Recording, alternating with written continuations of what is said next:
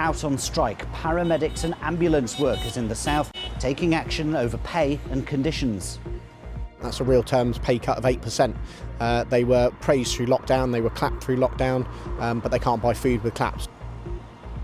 Korea delivering nothing but headaches for many police. Services in the south are among those which have declared critical incidents today as hundreds of frontline staff stage a strike in a dispute over pay and conditions. 999 services have been affected to different degrees. There's no strike on the Isle of Wight, while in Dorset and Wiltshire, 2 unions have been involved in a walkout. Joe Kent reports. A 999 call-out in Salisbury, responding to someone in life-threatening danger. Only the most serious calls would get an ambulance today. I'm confident we put everything in place that we can to make sure that patient safety is there. People will respond from the picket line if they need to.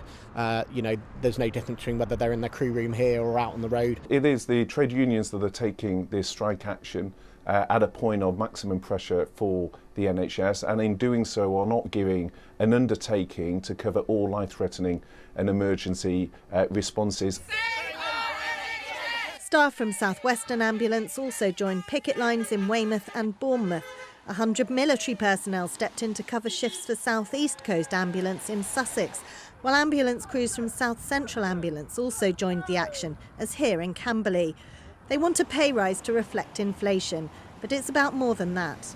Pay is part of the retention, but it's also about conditions and safety for patients and safe working conditions. It's many years of underfunding, lack of staff, lack of pay, and that's all culminating in what's happening at the moment. We like to go from job to job to job, really. We don't want to be sat around for hours. Almost all of the region's ambulance services have declared critical incidents, a reflection not only of today's action, but also winter demand and handover delays, which have also led to critical status being declared in all of Hampshire's hospitals.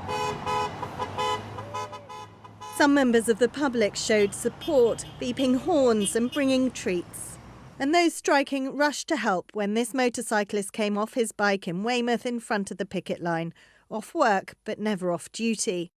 They deserve everything, more than any of the other strikers, I believe.